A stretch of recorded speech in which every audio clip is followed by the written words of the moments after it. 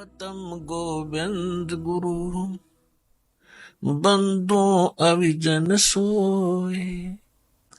पहले वहे प्रणाम तिन नमो जोग हो। परम पिता परमात्मा पूर्ण ब्रह्म सर्व सृष्टि रचनहार कबीर देव कबीर परमेश्वर जी की असीम रजा से आप चंद पुण्यात्माएं परमात्मा की महिमा सुनने के लिए उपस्थित हुए। जिन पुण्यात्माओं पर परमात्मा की विशेष रजा होती है उन्हीं को इतना समय मिलता है, अन्यथा ये काल भगवान इस प्राणी को अपने जाल में ऐसे तरीके से फंसा चुका है कि इस जीव को मृत्यु तक ये आभास नहीं होता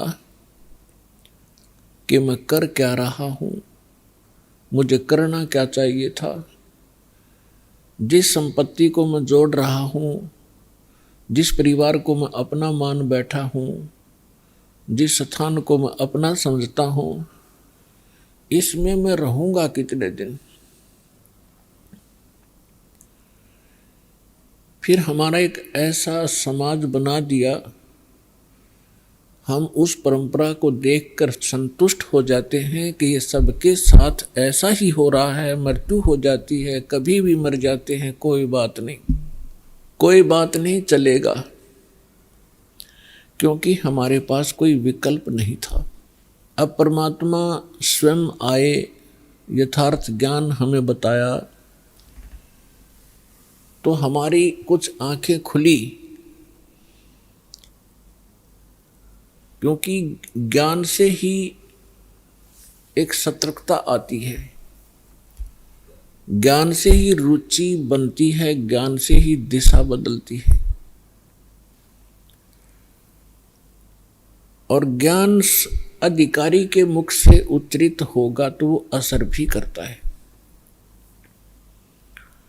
यहां पर लाखों की संख्या में ऐसे श्रद्धालु हैं जो शराब पीते थे, तमाकू सेवन करते थे, बीड़ी सिगरेट हुक्का के माध्यम से, और वो नहीं छोड़ पाते थे। ये शिक्षा माता पिता और भी सभ्य समाज के लोग कहा करते हैं कि भी शराब नहीं पीनी चाहिए, तमाकू नहीं पीना चाहिए, अच्छी बात नहीं, लेकिन वो खुद भी पी रहे होते हैं। तो कहने का तात्पर्य है कि इस काल भगवान, ये ब्रह्म ज्योत स्वरूपी निरंजन,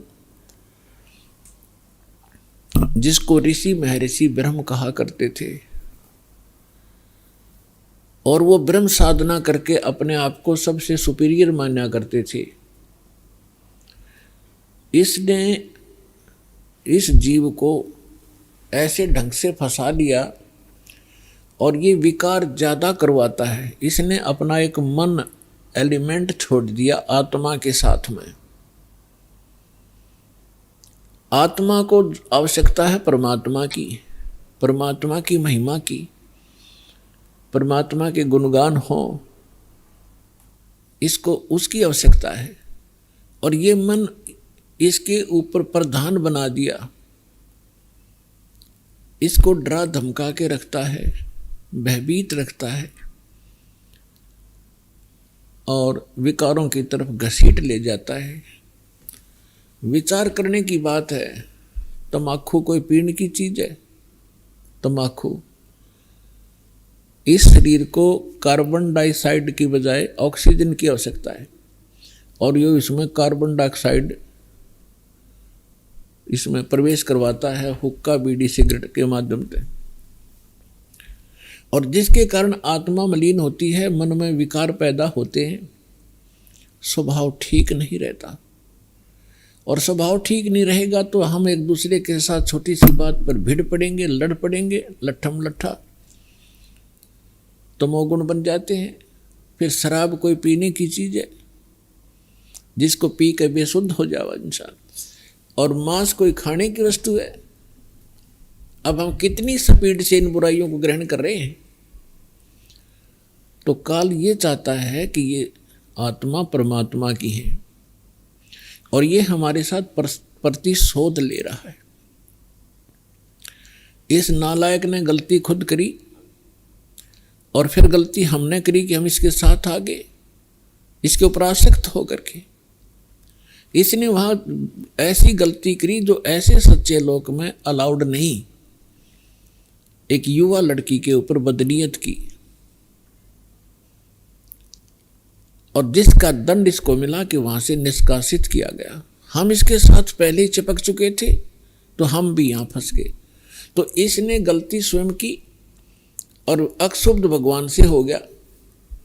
हम उसके बच्चे परमात्मा के इसके साथ आ गए। इसने हमारी वो दुर्गति कर रखी है जिस समय आपकी या भांग उतर जाएगी या काल की भांग, जिसको तुम एक श्रेष्ठ काम समझ रहे हो, कोठी बनाना, बंगले बनाना, ब्याह शादी में बकवाद करना, गोटी लगाना।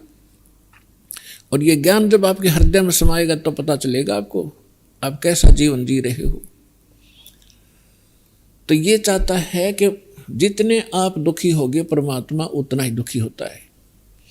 जिस माता पिता के बालक दुखी हो वो सुख से चैन से सो नहीं सकता, आहार भी नहीं कर सकता।